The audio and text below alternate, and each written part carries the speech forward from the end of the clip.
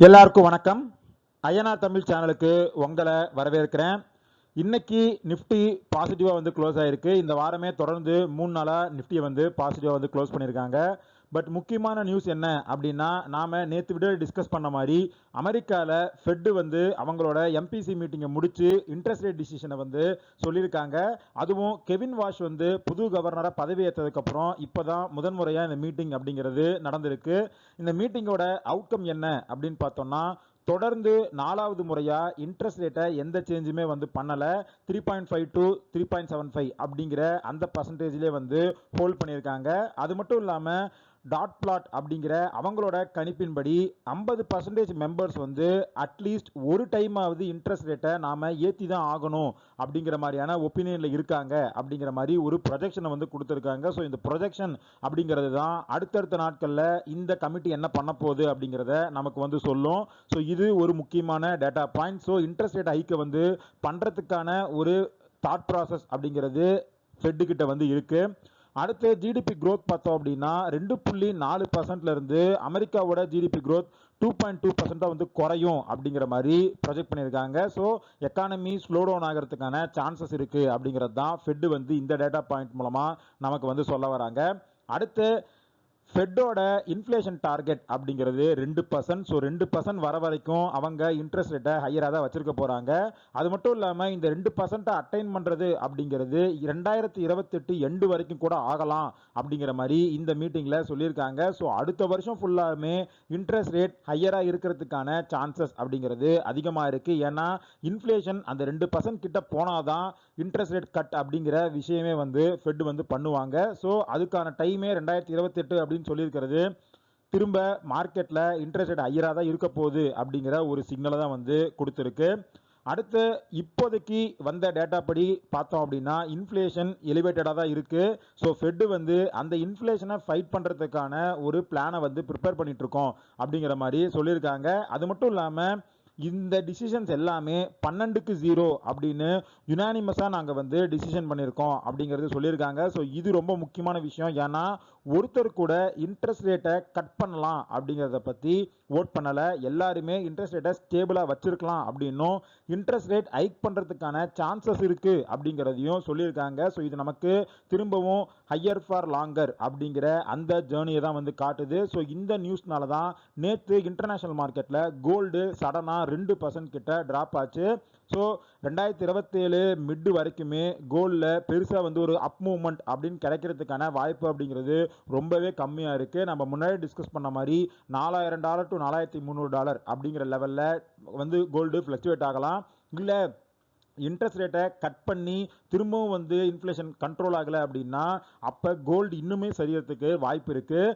இந்தியாவில் 22 carat gold 14,060 ரூபா அப்படிங்கிற லெவலில் சேல் ஆகிட்டு இருக்கு. ஸோ இந்த நாம் சொன்ன இன்ட்ரெஸ்ட் ஹைக்கெலாம் நடந்துச்சு அப்படின்னா 12,500 ரூபா வரைக்குமான வாய்ப்பு அப்படிங்கிறது நல்லாவே வந்து இருக்குது. நேற்று நடந்த மீட்டிங் அவுட்புட்டை வச்சு வந்து பார்க்கும்போது அதே மாதிரி நாஸ்டாக் 100 இந்த டிசிஷனுக்கு வந்து நெகட்டிவாக பர்ஃபார்ம் பண்ணியிருக்கு. ஏன்னா இன்ட்ரெஸ்ட் ரேட் ஹையாக இருந்துச்சு அப்படின்னா கம்பெனிஸ் வந்து அதிகமாக இன்வெஸ்ட் பண்ண முடியாது. ஸோ அவங்களால கடன் வாங்குறது அப்படிங்கிறது கொஞ்சம் காஸ்ட்லி அஃபேர் ஆகிடும். அதே மாதிரி மக்களுமே அவங்களோட இன்ஃப்ளேஷன் அதிகமாக இருக்கிறதுனால டிஸ்கிரிஷனரி ஸ்பெண்டிங் அப்படிங்கிறத கட் பண்ணிடுவாங்க.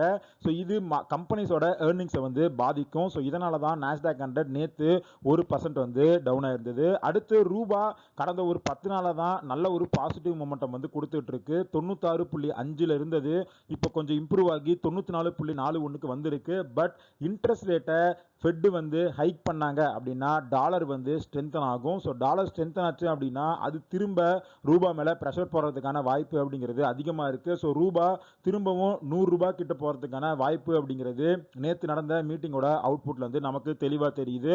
ஸோ ரூபா 100 ரூபாய்க்கு போச்சு அப்படின்னா திரும்ப நம்மளோட இம்போர்ட் பில் அப்படிங்கிறது ஸ்லைட்டாக இன்க்ரீஸ் ஆகும், டெபிசிட் வந்து இன்க்ரீஸ் ஆகும், கம்பெனிஸ்க்கு அது திரும்ப ஒரு ப்ராப்ளமாக வரும். இது இந்தியன் ஷேர் மார்க்கெட்டுக்குமே ஒரு நெகட்டிவ் இம்பேக்ட் தான் வந்து கொடுக்கும்.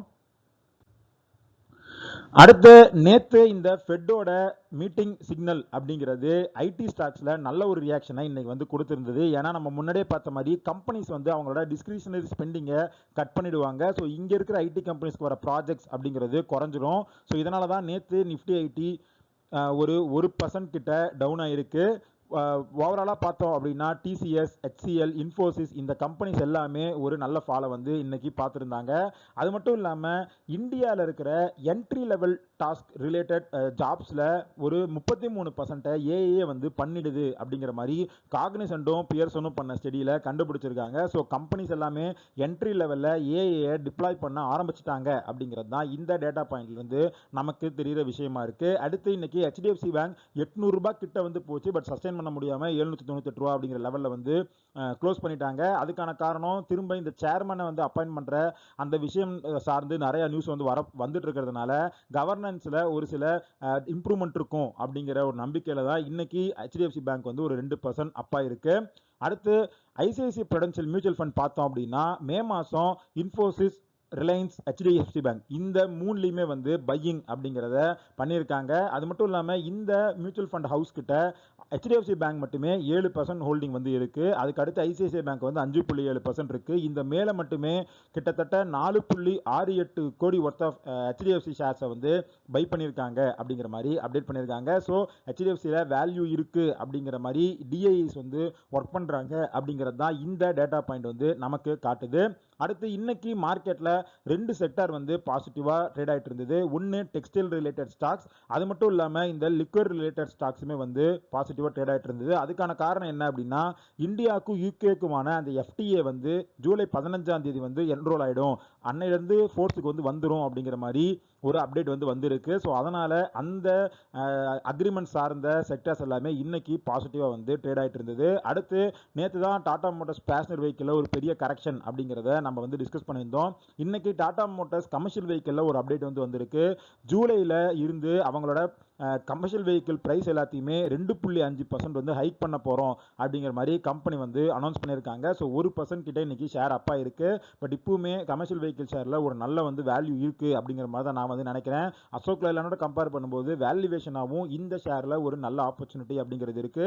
பட் இன்ஃப்ளேஷன் அதிகமாக இருந்துச்சு அப்படின்னா அது திரும்ப இந்த ஷேரில் ஒரு ப்ரெஷர் அப்படிங்கிறத கொண்டு வரும். ஸோ ஸ்டாகர்டா அக்குமுலேஷன் அப்படிங்கிறத இந்த கம்பெனியில் நான் வந்து பண்ணிட்டு தான் இருக்கேன். அடுத்து ஒரு சில ஷேர்ஸ் ரிலேட்டட் அப்டேட் இருக்கு. அது என்ன அப்படிங்கிறத ஒன்னொன்னா பார்க்கலாம். ஃபர்ஸ்ட் நைகா வந்து என்ன சொல்லியிருக்காங்க அப்படின்னா நாங்கள் எங்களோட ஒட்டுமொத்த கிராஸ் மெர்ச்சன்டைஸ் வேல்யூவை ஃபினான்ஷியல் இயர் 30க்குள்ள $5 பில்லியன் வந்து இன்க்ரீஸ் பண்ண போகிறோம் அப்படிங்கிற மாதிரி சொல்லியிருக்காங்க. ஸோ 41,000 கோடி. ஸோ இது வந்து பெரிய ஒரு ஃபோர்காஸ்ட் அப்படின்னே சொல்லலாம். ஸோ இந்த அப்டேட்னால இன்னைக்கு ஷேர் வந்து 7% அப்பா இருக்கு. பட் ஐபிஓ ப்ரைஸ்லேருந்து பார்த்தீங்க அப்படின்னா இப்பவுமே நெகட்டிவாக தான் வந்து இந்த நைகா வந்து ட்ரேட் ஆகிட்டு இருக்கு. பிஇ பார்த்தோம்னா 400 பிஇ கிட்ட இருக்கு. ஸோ ரொம்ப ஒரு ஓவர் வேல்யூடு ஷேர் தான் வந்து இந்த கம்பெனி. அடுத்து இந்த நம்மளோட பிஎஃப் அக்கௌண்ட்டுக்கான இன்ட்ரெஸ்ட் ரேட்டை வந்து 8.25 அப்படிங்கிற மாதிரி அப்ரூவ் பண்ணியிருக்காங்க. இந்த ஸ்கீமில் இருக்கிற 7 கோடி பேத்துக்குமே இந்த மாதம் இந்த 8.25 இன்ட்ரெஸ்ட் அப்படிங்கிறது கிரெடிட் ஆயிடும் அப்படிங்கிற மாதிரி கவர்மெண்ட் சைட்ல இருந்து ஒரு அப்டேட் அப்படிங்கிறத கொடுத்துருக்காங்க.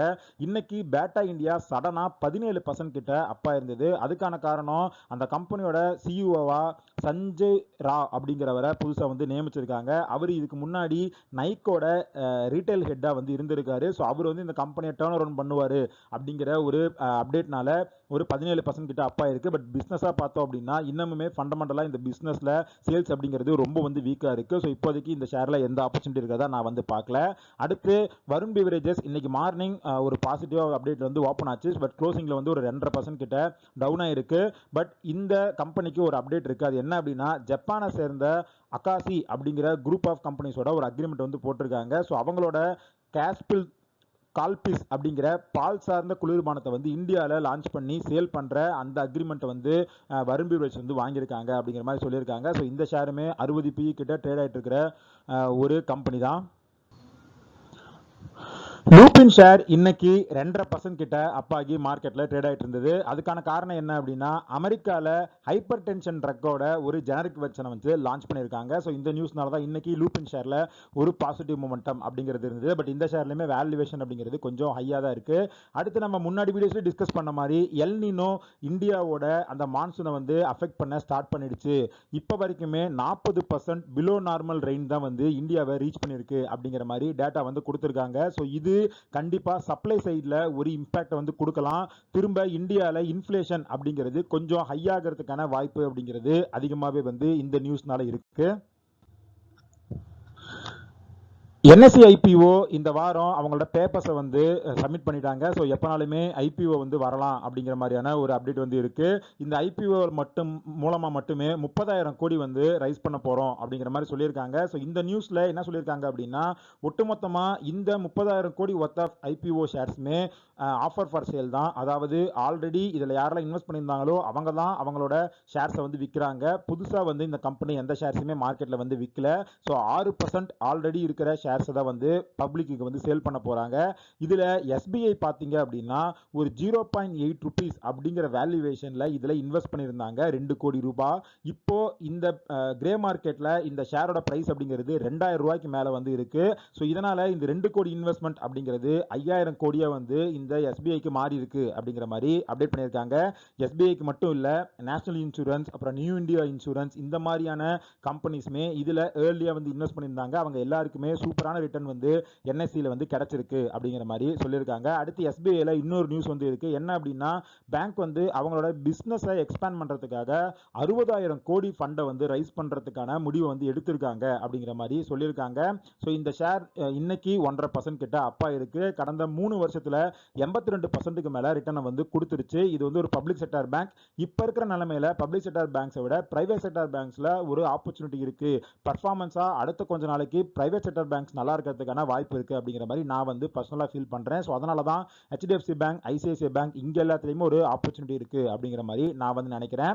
அடுத்து டாம்ஸ் இண்டஸ்ட்ரீஸ்ல ஒரு ப்ரமோட்டர் ஸ்டேல் வந்து நடந்திருக்கு. 7% ஸ்டேக்கை வந்து ஃபிலா குரூப் வந்து செல் பண்ணியிருக்காங்க 934 கோடிக்கு. இந்த கம்பெனி ரீசெண்டாக தான் ரெனால்ட்ஸை வந்து அக்யூர் பண்ணியிருந்தாங்க. ஸோ அதையுமே வந்து நம்ம நியூஸில் வந்து பார்த்துருந்தோம். பட் வேல்யூவேஷன் அப்படிங்கிறது இந்த கம்பெனிலையுமே கொஞ்சம் அதிகமாக தான் இருக்குது.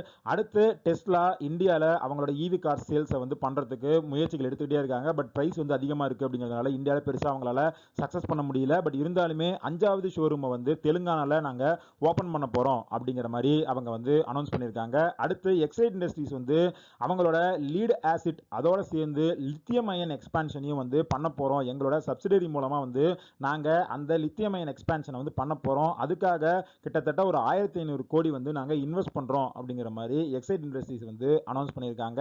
ஸோ இதெல்லாம் தான் இன்னைக்கு மார்க்கெட் ரிலேட்டட் அப்டேட். இந்த வீடியோவில் நம்ம டிஸ்கஸ் பண்ண எல்லா விஷயங்களுமே உங்களுக்கு ஹெல்ப்ஃபுல்லாக இருக்கும் அப்படின்னு நான் நம்புறேன். நம்ம டிஸ்கஸ் பண்ண எல்லா விஷயங்களுமே ஒரு இன்ஃபர்மேட்டிவ் பர்பஸ்க்கு தான்.